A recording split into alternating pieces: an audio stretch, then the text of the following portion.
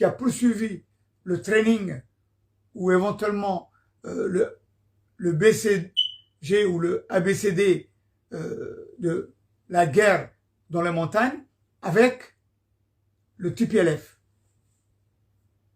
Maintenant, c'est de savoir comment il a été recruté, qui l'a recruté, qui l'a mis au sein du TPLF. Mais tout simplement, c'est que Abiy Ahmed, étant donné qu'il a grandi dans le milieu de sa famille maternelle, il avait aussi grandi, quand il était tout petit, entre l'Érythrée, le Tigray et la partie Oromo. C'est de là où il a appris à parler le tigréen. De nature, il est parti rejoindre les forces du TPLF et c'est comme ça qu'on l'a engagé. Mais qui lui a donné, qui l'a poussé à aller vers le TPLF, ce sont les membres de sa famille maternelle Amara. C'est très important de comprendre parce que vous allez comprendre par la suite. Et depuis que le TPLF faisait la guerre contre le régime de Mengistu Haile Mariam, lui, c'était un spécialiste, notamment de la communication, et par la suite, il a été enrôlé dans les services secrets du TPLF, au sein de l'armée du TPLF, et c'est là qu'il a pu grandir les échelons en devenant, par la suite, quand le TPLF est venu prendre le pouvoir à Addis Ababa, ben, il était déjà officier, sous-lieutenant, et par la suite, il est passé lieutenant dans le corps du TPLF. Ça veut dire que par la suite, c'était quelqu'un qui était dans la sphère de la sécurité militaire. Une fois qu'il s'est installé à Addis Ababa, ben, il a suivi le cours, et là, en fin de compte, ce qui est paradoxal, c'est qu'il a été pris, si on peut dire, sous les épaules du TPLF. Puisque c'est le TPLF qui le faisait monter de grade jusqu'à l'amener à ce qu'il puisse être colonel de la sécurité militaire au sein du TPLF, ou notamment de la fédération éthiopienne. Avant ça, ben, il a eu des sorties de stage en Angleterre, aux États-Unis, partout dans le monde, y compris même au niveau de la Russie, pour essayer d'être informé un peu plus et de monter de grade. Et par la suite, il a été rentré plus ou moins coopté au niveau de l'IPRDF. Et petit à petit, c'est là qu'au sein de l'IPRDF, le parti qui dirigeait l'Éthiopie, il est monté dans les instances, quitte à devenir par la suite député, ainsi de suite, chef ou directeur de la sécurité nationale, militaire. Par la suite, il a été coopté en tant que chef ou vice-premier ministre, vice-ministre du réseau informatique au niveau de l'Éthiopie, toujours dans le domaine de la sécurité, quitte à par la suite à monter et à devenir ministre. Et ce qui est paradoxal, c'est qu'en fin de compte, il avait deux chefs. Il avait deux chefs. Un chef au-dessus de lui qui était tigréen et un autre chef qui était sous le rideau et qui tirait les ficelles et qui était de l'ethnie Amara. Ce qui veut dire qu'en fin de compte, il jouait entre les deux. Voilà comment ce monsieur-là, il est arrivé à ce poste-là, et là où effectivement il a été coopté en tant que Premier ministre, c'est que les Amaras ont joué un rôle, mais vraiment, si on peut dire, fantastique. Ils ont complètement annihilé et complètement manipulé au sein même de l'IPRDF, au sein même de la sécurité, au sein même du gouvernement de Meles Zenawi ou bien de Dessalem, ou éventuellement par la suite tout ce qui était coopté à droite à gauche. Et finalement, au moment où effectivement il y a eu cette manifestation au niveau de l'Éthiopie, notamment du côté Oromo, pour éventuellement casser l'IPRDF, les Tigréens, parce qu'en grande majorité, ceux qui ont souffert et qui ont pratiquement réussi à stopper la machine de l'IPRDF, ce sont les Oromo.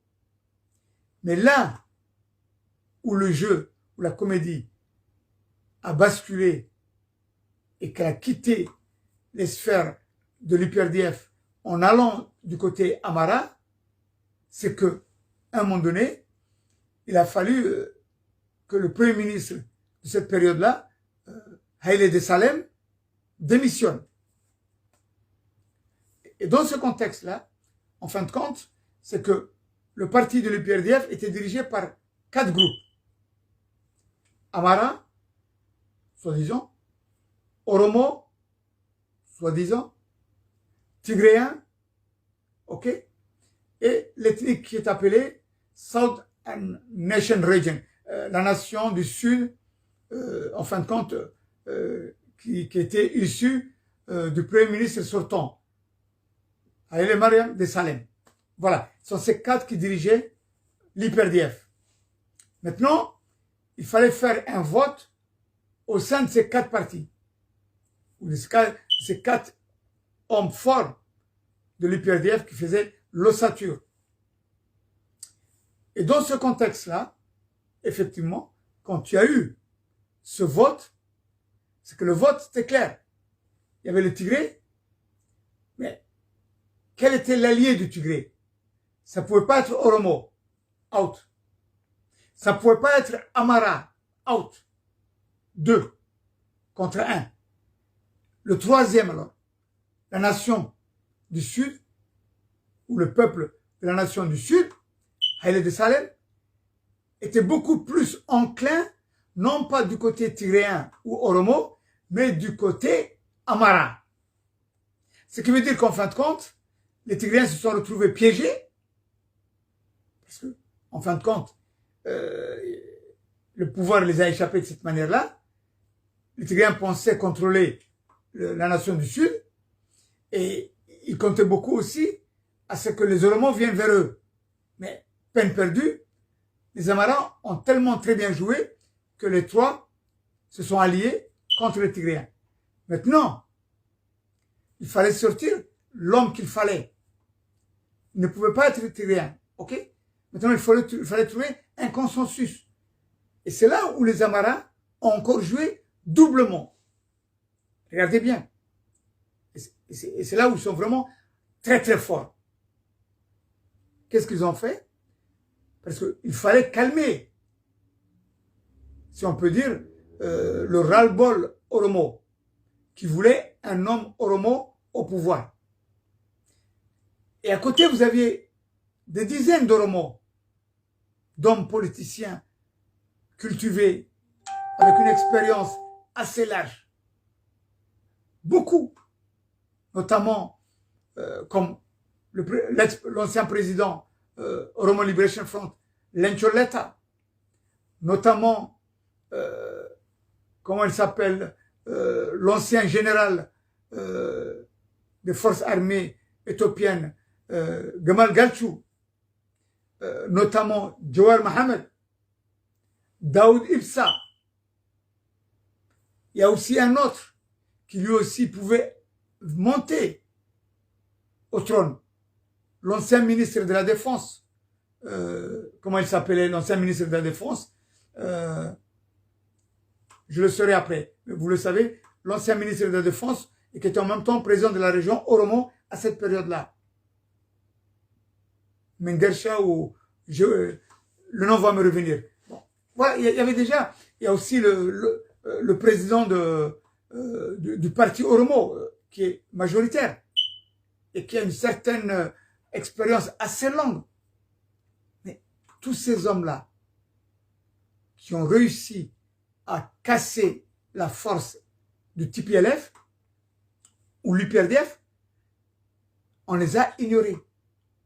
Et comme par hasard, le colonel de la sécurité, vice-ministre au niveau de la sécurité numérique ou autre, et qui était un élément dormant des Amaras, a été mis au devant.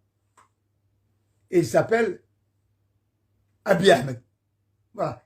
En fin de compte, l'homme Abiy Ahmed, qui l'a mis au pouvoir, qui l'a vraiment mis en défaut au niveau du peuple Oromo, ce sont les Amaras.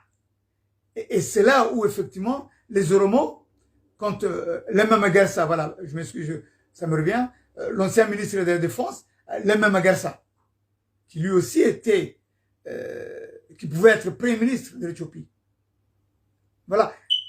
Et en fin de compte, les Oromo, quand ils ont vu qu'effectivement, les Amaras et les autres voulaient, merci à Alaoui, voulaient à ce que un Oromo soit au pouvoir, mais les Amaras ont été très malins parce qu'ils avaient cet homme-là en main depuis de longue date, puisqu'en fin de compte, au niveau de la sécurité, au niveau en tant qu'officier, tout ça, ça a été plus ou moins manipulé par le service secret Amara au sein même de l'UPRDF, au sein même de la fédération éthiopienne. Les Amaras ont joué un grand rôle, puisque militairement parlant, sur le plan sécuritaire, sur le plan économique, les Amaras, c'était une force à ne pas ignorer. Et ça, la faute, elle revient aux Tigréens, qui l'ont ignoré depuis le début, en 91, quand ils sont arrivés au pouvoir. Et ça, c'est une autre partie dont d'ailleurs j'en avais déjà parlé, mais j'expliquerai ça une autre fois. Comment se fait-il que les Tigréens, quand ils sont arrivés au pouvoir à Addis Ababa, qu'ils n'ont plus le pouvoir, comment se fait-il que ils n'ont pas réussi à nettoyer, si on peut dire, tout ce qui était en lien avec le parti de l'ISAPA, notamment le parti politique de l'ex-président Mengistu Haile Mariam. C'est très important de comprendre et de le savoir. Et ça, c'est une faute qui les a coûté très cher aux Tigréens aujourd'hui.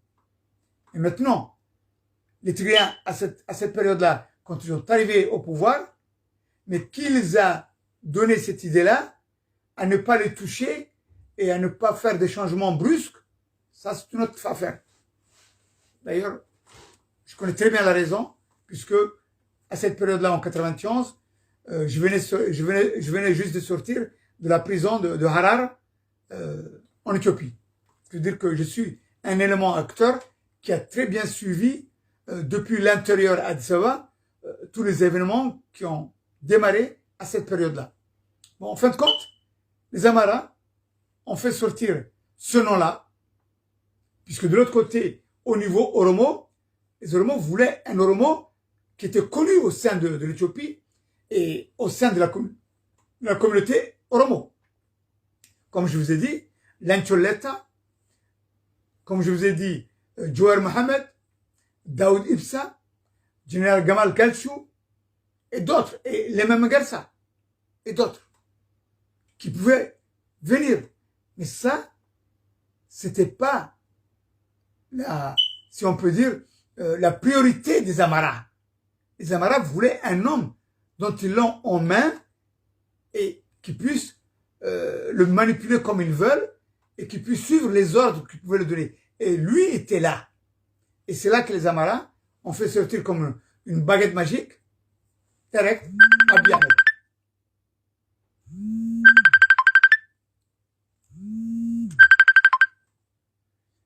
Et c'est là où, effectivement, il est arrivé, ce monsieur-là, Abiy Ahmed. Voilà.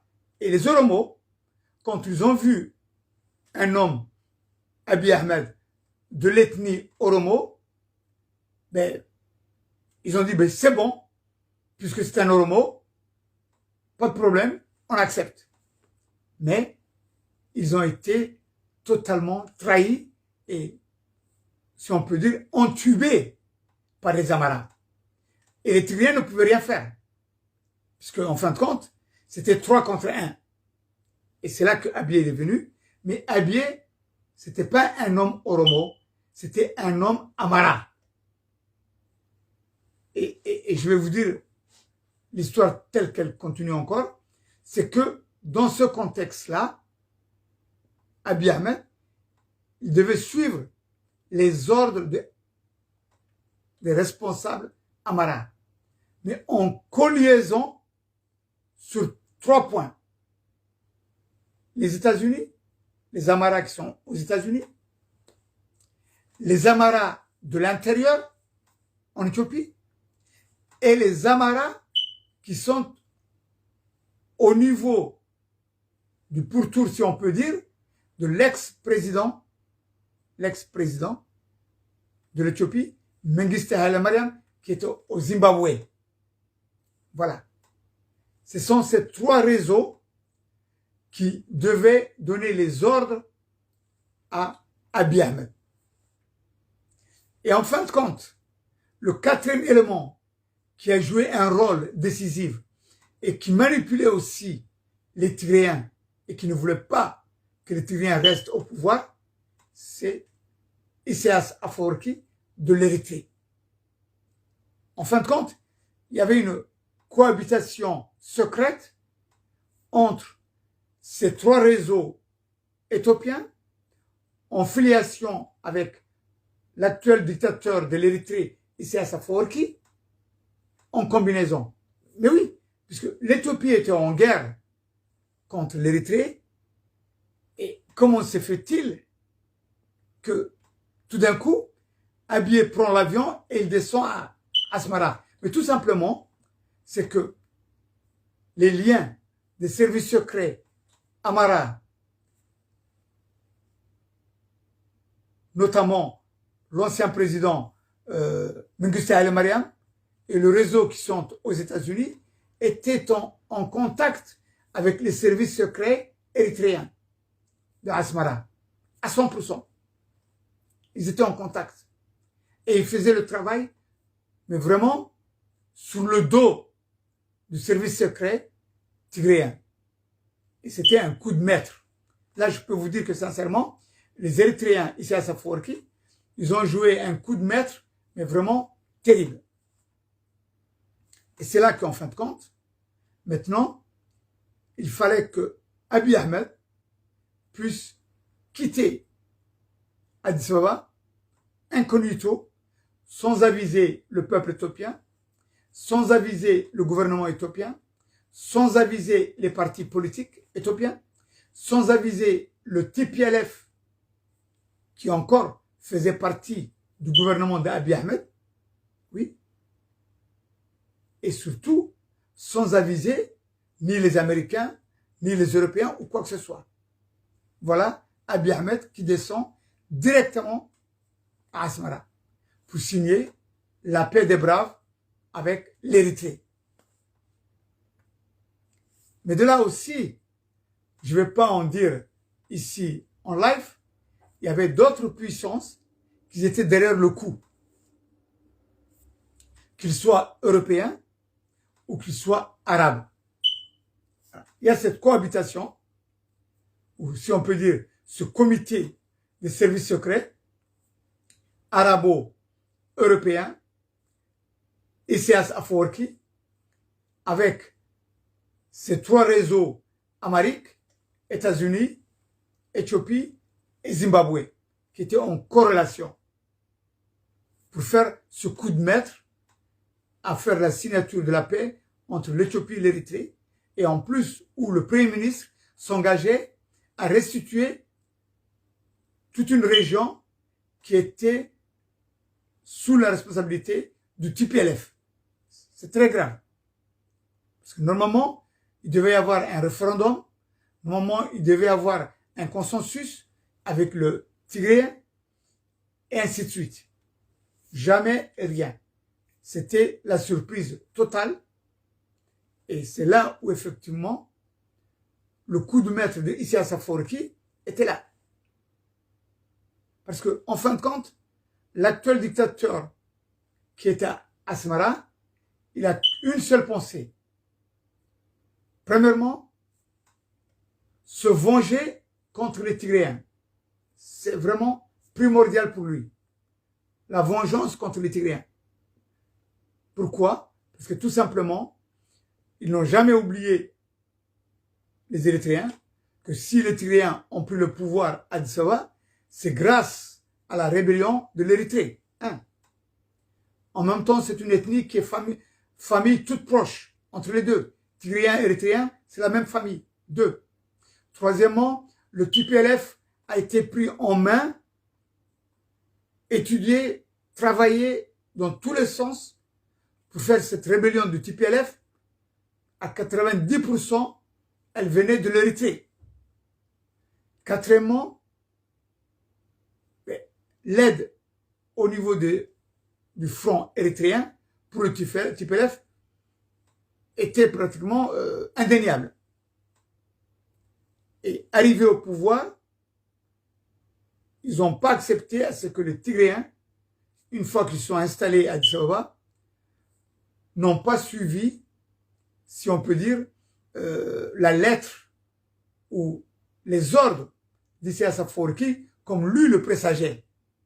Et que eux, ils se sont dit, bon, on est les chefs de l'Éthiopie, on a une puissance régionale, mais l'Érythrée, pour nous, c'est caduque. Et c'est là où Isaias Afwerki n'a jamais accepté ça. Et surtout, Meles Zenawi, en 2008, il a fait la guerre contre l'Érythrée. Et l'Érythrée, ça lui a coûté pratiquement plus de 150 000 militaires tués et des villes détruites. Et ça aussi, Isaias Afwerki n'a jamais pardonné et n'a jamais oublié. Voilà d'où vient la vengeance. Deuxièmement, il fallait trouver un moyen de pouvoir foutre la haine ou la guerre entre les deux ethnies qui ont créé l'Éthiopie, qui s'appelait l'Abyssinie, les Amaras et les Tigréens. Il fallait mettre la haine. Troisièmement, une fois que cette haine, elle est là, se venger contre les Tigréens, créer la haine, et troisièmement, détruire l'Éthiopie. C'est très important. Détruire l'Éthiopie. C'est très important. Voilà les 3 plans qui ont été mis en place par l'actuel dictateur de l'Érythrée, Isaias Afwerki. En fin de compte, le premier coup qu'il a fait, il a réussi, à mener en guerre, sous les ordres d'Abiy Ahmed, la guerre contre les Tigréens, faire une cassure entre les Tigréens et le régime éthiopien, puisque comme je vous ai dit, il y a une corrélation entre Amara et Érythréens, et en fin de compte, Isaias Afwerki a monté les enchères en faisant comprendre aux Amaras qu'ils vont détruire les Tigréens et qu'ils seront mis au pouvoir. Et quitte à faire jouer un petit peu l'homme de paille, Abiy Ahmed. C'est comme ça que les choses se préparaient en douce entre Amara, Érythréens, sous le dos de Abiy Ahmed. Et là, Abiy Ahmed n'avait pas compris ce jeu-là. Et il est rentré tête baissée à faire la guerre au Tigray. Et c'est Isaias Afwerki, Amara ont réussi à pousser Abiy Ahmed à faire la guerre. 1. C'est très important. Cette guerre contre le Tigray, elle a été manipulée par les Amaras et par les Érythréens. 2. Maintenant, une fois la guerre a été faite, se venger contre les Tigréens. Deuxième phase, ça a été fait par Isaias Afwerki et par les Amaras. Ils se sont vengés contre les Tigréens. Et c'est là où il y a eu un génocide monstrueux au Tigray. Voilà, deuxièmement. Maintenant, le troisième élément que Isaias Afwerki devait mettre en place, c'est de foutre la haine pour les 100 ans à venir entre Tigré et Amara. Et il a réussi.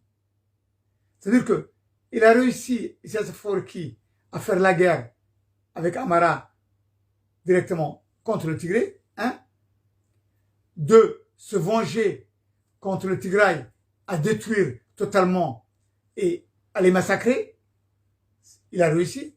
Troisièmement, maintenant, il fallait mettre la haine entre Tigré et Amara. Il a réussi.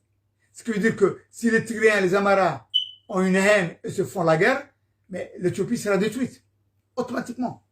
Puisqu'en fin de compte, l'Éthiopie, elle était viable dans ce contexte-là, entre Amara et Tigréens. Mais si les deux se font la guerre et s'autodétruisent, il n'y a plus d'Éthiopie. L'Éthiopie sera en désintégration. Voilà. Ce sont les trois. Maintenant, il fallait mettre le génocide de guerre civile en Éthiopie. Ça, c'est la troisième phase du plan de Isaias Afwerki, qui est en place et qui continue. Et c'est là que, effectivement, les choses n'avancent plus comme Isaias le prévoyait, ou comme les Amaras le voulaient. Abiy Ahmed a compris. Il a compris que c'était un homme de paille et qu'on l'utilisait uniquement à des fins pour Amara et Érythréens, quitte à par la suite à le liquider ou à le mettre en prison. Voilà. Et c'est là où, effectivement, aujourd'hui, vous voyez que Abiy Ahmed fait une marche arrière en se repliant vers l'ethnie Oromo, en disant « Je suis un homme Oromo, j'ai commis des fautes, actuellement, je demande à faire la paix, j'arrête la guerre, je vais m'arranger à trouver une situation de compromis avec les Tigréens, ainsi de suite. » Mais ça ne fait pas l'affaire ni des Érythréens, ni des Amaras. Parce qu'en fin de compte, les Amaras veulent arriver au pouvoir, à Addis Ababa, et l'Érythrée ne peut pas être en symbiose ou en toute tranquillité, Isaias Afwerki, qui lui prépare sa descendance à ce qu'il puisse prendre le pouvoir. Et il sait que vraiment, il est en fin de vie. Alors, il veut éventuellement mettre son fils au pouvoir, mais avant ça, il veut lui nettoyer le terrain. Et le plus grand obstacle ou le plus grand danger que Isaias Afwerki ou l'Érythrée voit, c'est à ce que les Tigréens viennent au pouvoir avec les Oromo à Addis Ababa. Ça, pour lui, c'est impensable. Quitte à détruire, quitte à mettre à feu et à sang l'Éthiopie, une guerre civile, c'est ce qu'il projette. Et ce que vous avez pu constater tout au début quand j'ai mis la vidéo du message de ce haut responsable militaire du front de la milice Fano, qui disait que l'Éthiopie, elle partira à feu et à sang si nous, on ne vient pas au pouvoir. C'est clair et net. Et aujourd'hui, comme on le sait, comme les puissances aussi le savent, que ce soit les Américains, les Européens ou ailleurs, il y a plus de 25 000, 30 000 bonhommes Amara, de l'ethnie Amara, qui sont, si on peut dire, en formation militaire en Érythrée. En formation militaire en Érythrée, ce qui veut dire qu'ils veulent former ces gens-là pour faire la guerre contre le régime éthiopien, quitte à ce que l'Éthiopie va vraiment en morceaux. Voilà. Faire carrément la dislocation de l'Éthiopie dans tous les sens. Voilà le but de Isaias Afwerki et voilà le but des Amaras. Maintenant, c'est de savoir si effectivement les Tigréens ont la force, avec les Oromo, de pouvoir prendre le pouvoir à Addis Ababa. C'est très important. Mais ça, c'est une autre question. C'est pour ça que je lance l'appel ce soir aux Américains, aux Français, aux Anglais, aux Chinois, aux Russes. Écoutez-moi bien. Si l'Éthiopie rentre dans un cycle de guerre civile, c'est monstrueux. C'est monstrueux à tous les égards. Comme vous le savez, l'Éthiopie se compose comme cela. 120 millions d'habitants. 120 millions d'habitants. Pour une superficie qui fait pratiquement plusieurs plusieurs centaines de milliers de kilomètres. Plusieurs centaines de milliers de kilomètres carrés. Troisièmement, l'Éthiopie, elle est composée de 85, plus de 80 cultures différentes, plus de 45 langues différentes, plus de 10 religions différentes, notamment les deux plus importantes, c'est les musulmans et les chrétiens. Ce qui veut dire que c'est une mosaïque, si elle explose, qui pourra mettre le feu dans toute l'Afrique de l'Est, et y compris jusqu'au Grand Lac. C'est-à-dire que la guerre de l'Éthiopie, si elle explose, sur un contexte tribal, social, vraiment, elle pourrait aller, ce feu-là, jusqu'à dans les pays du Grand Lac, notamment l'Ouganda, le Congo, et ainsi de suite. C'est très grave. C'est très, très, très grave. Et là où les choses peuvent aussi déborder, c'est que la guerre de l'Éthiopie peut déborder sur la mer Rouge, que ce soit l'Arabie Saoudite, que ce soit le Yémen, et ainsi de suite. Aussi, la guerre de l'Éthiopie peut déborder au niveau du Soudan, au niveau de l'Égypte, et ainsi de suite. Et oui, la guerre au niveau de l'Éthiopie, elle ne va pas s'arrêter comme ça. C'est pour ça que quand je dis qu'une troisième guerre mondiale, elle peut démarrer depuis l'Éthiopie, je vous dis, à maintes reprises, j'ai vraiment étudié, j'ai analysé, il y a une probabilité à 90%. Ce n'est même pas 50%, ni 60%, ni 70%, 80%, non. À 90%, même je peux aller jusqu'à 95%. La guerre, troisième guerre mondiale, elle peut démarrer en Éthiopie. L'histoire de l'Ukraine n'est pas comparable avec ce qui peut démarrer au niveau de l'Éthiopie. C'est très grave. Et si Isaias Afwerki pense qu'en mettant le feu en Éthiopie, il pourra sauver son trône, mais il se trompe. Il se trompe. Ni Isaias Afwerki, ni Ismaël Omar Guelleh de Djibouti pourront rester tranquilles dans leur trône. Ils vont brûler avec l'Éthiopie. Et c'est dans ce contexte-là que je dis et que je lance cet appel pour le peuple de l'Éthiopie, tout particulièrement les Amaras, ne tombez pas dans le piège de Isaias Afwerki. Je parle aux hauts responsables de Fano. Arrêtez la guerre. Arrêtez la guerre.